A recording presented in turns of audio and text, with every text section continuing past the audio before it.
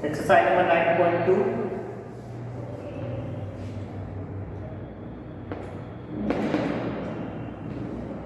Exercise number 9.2, question number. Yesterday we have finished question number 5. Now question number 6. Question number 6. Question number 6 is, if the sum of certain number of terms given AB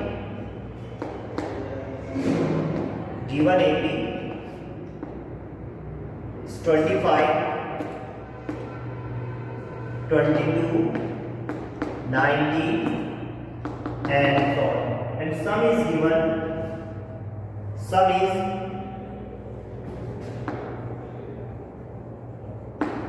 160.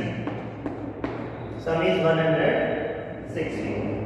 Now find the last term. First of all, we have to find the value of n कि कहाँ तक कितने terms तक जो सम है वो 116 होगा. Then we will find the last term. Last term भी हम फाइंड कर सकते हैं, राइट. तो सबसे पहले तो given a equal to 25, d equal to 25 minus 22, sorry 22 minus 25, so it will be minus 3, और Sn given 160. Clear? So simple, we will use the formula of Sn equal to n upon 2, 2a plus n minus 1 into d. Sn equal to n upon 2, 2a plus n minus 1 into d. So what is the value of Sn? Sn is given 160 equal to n value we have to find n upon 2, 2 into 25 plus n minus 1 into what is the value of d? Minus 3. Is that clear? Now 160 equal to n upon 2, 50, 25, 2 जा 50 plus minus 3n हो जाएगा, minus 3n और plus 3, minus 3n और plus 3. Now इसको इधर ले आएंगे तो 232, 160 टू 232 इक्वल टू n, और ये 53 minus 3n. We will multiply by n. 232 equal to 53n minus 3n square. So it is a quadratic equation. 3n square minus 53n plus 232 equal to 0. It is a quadratic equation. और first of all we have to multiply here, multiply by this, तो this term तो कितना आ जाएगा, 3 2 जा 6, 3 3 जा 9 और 3 2 जा 6, 696. 696. सबसे पहले इसके फैक्टर इस तरह करने हैं कि हमें क्या मिले, माइनस 53. तो करते हैं 2 से, 2 3 जा 6, 2 4 जा 8, 2 8 जा 16, 2 से 2 1 जा 2, 2 1 जा 2, 2 7 जा 14 और 2 4 जा 8, फिर 2 से 2 8 जा 16, 2 7 जा 14, राइट. और फिर कर देते हैं किससे, 3 से कट हो जाएगा, यस 3 से, 3 2 जा 6, 3 9 जा 27, 3 9 जा 27. अब देख लेते हैं इसको सॉल्व करके, इसको सॉल्व करके देख लेते हैं. 2 2 जा 4, 2 जा 8, 8 3 जा 24, अभी भी नहीं होगा 24, और यस 24 एंड 29 बिल्कुल. 3n square minus we can write 24n minus 29n plus 232 equal to 0, because -24 and -29, -24 and -29 will be -53 और मल्टीप्लाई करेंगे तो इनकी 232 ही आएगा। इसका सॉरी इसकी मल्टीप्लाई करेंगे तो 696 ही आएगा। तो ये पेयर हो गए, कोई डाउट नहीं है। तो अब इससे कॉमन ले लेते हैं यहाँ से। What is common? 3n is common, n minus 8 minus what is common? 29 is common, n minus 8. So n minus 8 और 3n minus 29. So ये तो हम छोड़ देंगे क्योंकि इसमें जो n की वैल्यू एक फ्रैक्शनल नंबर आ ही नहीं सकती। तो we will take a natural number n equal to 8. What is the value of n? N equal to 8. So what we have to find? We have to find the last term, and last term will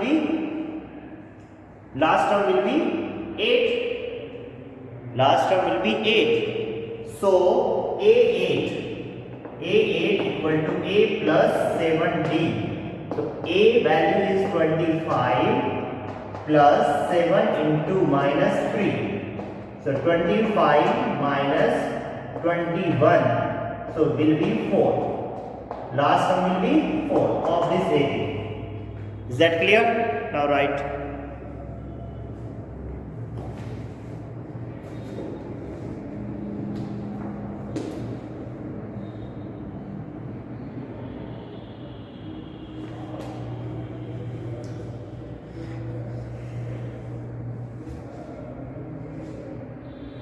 Done?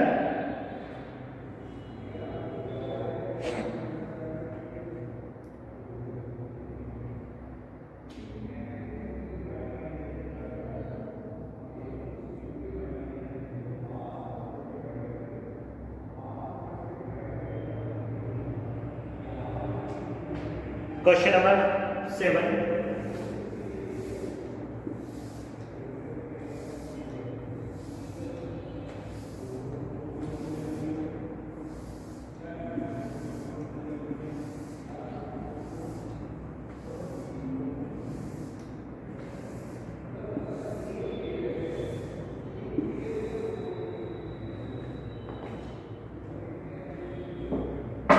Question number 7 is find the sum of n terms of an AP.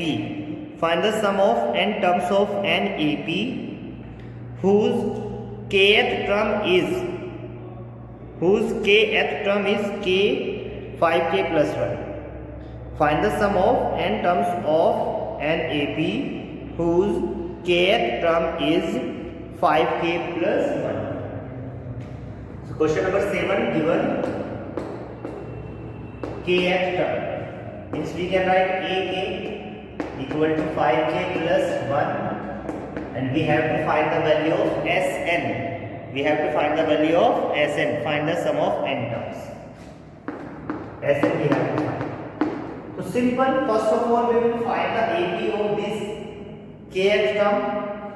So for finding the value of AP we will put भाई अगर यहाँ पे an होता तो n की value 1 2 3 ऐसे find करते, 1 put करते तो फर्स्ट टर्म, 2 पुट करते तो सेकंड टर्म, ऐसे ही kth means we will put k equal to 1 तो k1 sorry a1 5 into 1 plus 1 तो 6, a2 तो 5 into 2 plus 1 means 11 and a3 तो 5 into 3 plus 1 मतलब 16. Like this you can find the n number of terms. So given AP will be 6, 11, 16 and so on. Now we have to find the nth term. Find the sum of n term means Sn we have to find. So here a equal to, in this AP a equal to 6, d equal to 11 minus 6 means 5 or n equal to n equal to n because Sn हमें find करना है. So formula Sn equal to n upon 2a plus n minus 1 into d. So Sn equal to n upon 2 2 into A value 6 plus n minus 1 into D value is 5। हमने यहाँ पे value रख दी बस। Is that clear? Now n upon 2 12 plus 5n 12 plus 5n minus 5। So n upon 2, what is remaining? 12 minus 5 7 plus 5n. So Sn will be 5n square plus 7n upon 2. This is the value of Sn of this AB. Right now,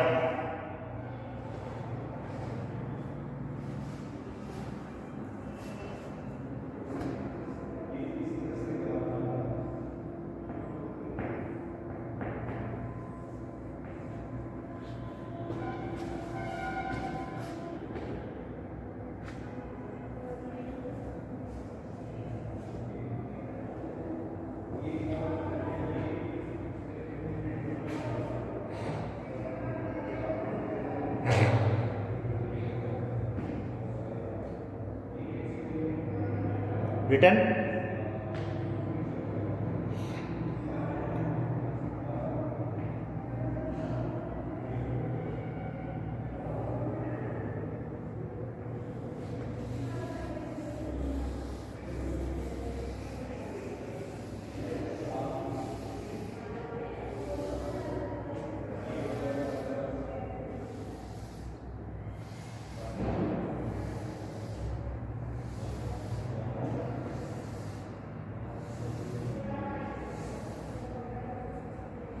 Now,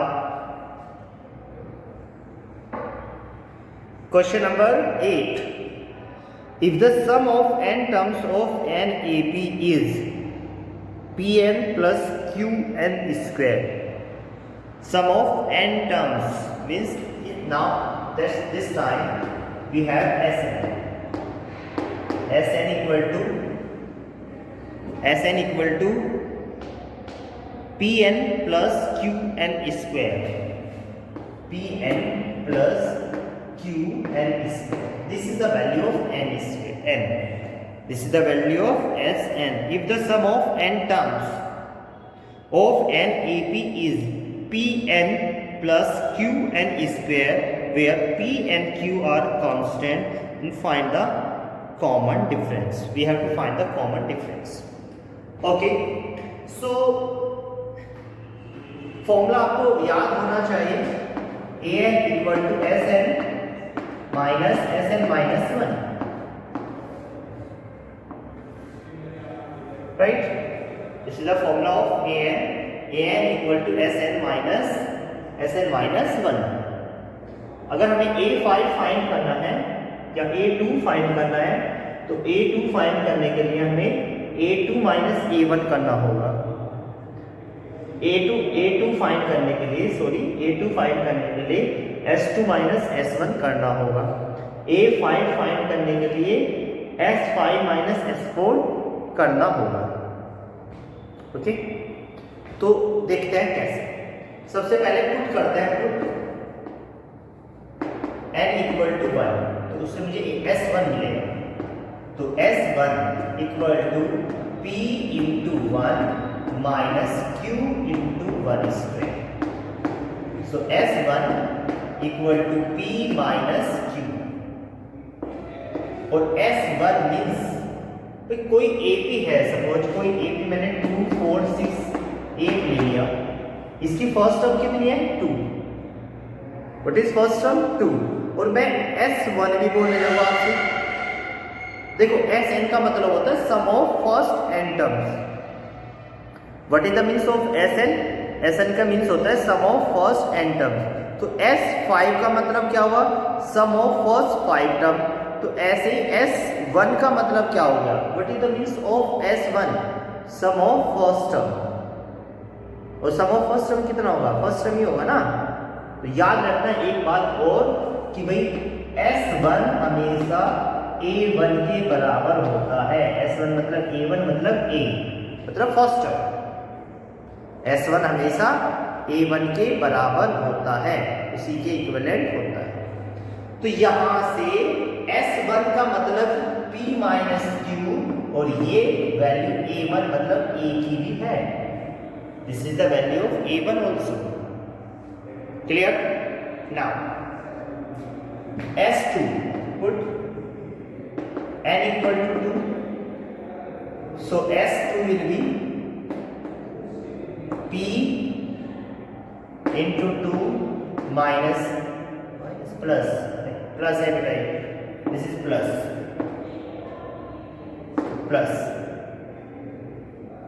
P into 2 और ये Q into 2 square, S2 equal to 2P plus 4Q, 2P plus 4Q, this is the value of S2।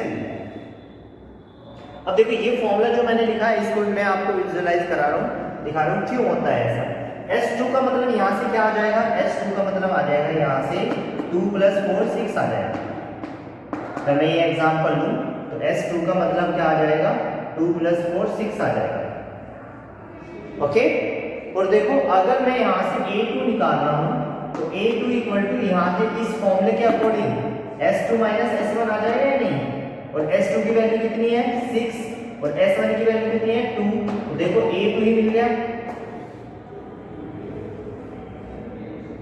मैं इसको इसलिए साथ लेके चलो जिससे ये आपको बिल्कुल क्लियर हो जाए कि हाँ ऐसा ही होता है। और तो इसका मतलब A2 equal to S2 minus S1। और देख लीजिए एक एग्जांपल और इसी के अकॉर्डिंग, यहां से सपोज दैट S3 आपको निकालना है तो what will be the S3, S3 हो जाएगा 2 plus 4 6 and 6 12, S3 12 हो गया। और आपको और S2 की वैल्यू कितनी है 6 है, आपको A3 निकालना है। A3 देखते हैं क्या आएगा, तो A3 मतलब आएगा S3 minus S2, S3 12 minus 6, तो 6 ही आएगा। तो ये फॉर्मूला सेटिस्फाई कर रहा है।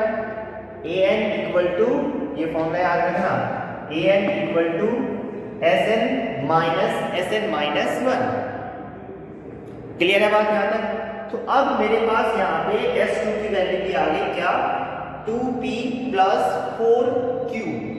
S1 की वैल्यू मेरे पास है P plus Q, तो मुझे फाइंड करना है क्या, मुझे फाइंड करना है A2। A2 कैसे फाइंड कर सकते हैं, A2 इक्वल टू हो जाएगा S2 माइनस S1। A2 क्या हो जाएगा, S2 माइनस S1। कोई डाउट नहीं है ना आपको? तो S2 की वैल्यू कितनी है 2P plus 4Q minus S1 की वैल्यू कितनी है, S1 is P plus Q, तो 2P plus 4Q minus P minus Q, side side की चेंज, तो ये आ जाएगा 2P minus P plus 4Q minus Q, 4Q minus Q, 4Q minus Q आ जाएगा 3Q। तो this is the value of A2। अब मेरे पास A2 भी आ गया। Now we have to find the value of D। अब D तो सिंपल आ जाएगा आपका, D इज इक्वल टू क्या होता है A2 माइनस A1, तो A2 P plus 3Q minus A1 means S1 P plus Q, so it is P plus 3Q minus P minus Q, so P cancel P, so it is 2Q, D is equal to 2Q,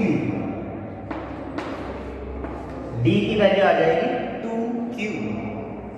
What is the value of D? D equal to 2Q। Is that clear? तो इस तरह हम find कर सकते हैं। Now write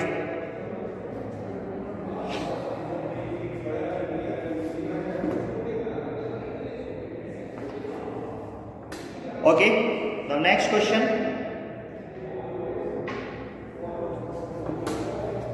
यहाँ तक कोई डाउट है तो जरूर पूछना बेटा, आप लोग कोई भी डाउट अगर आपको आया है तो अच्छी तरह से पूछ लेना। Is that clear? Then thank you very much.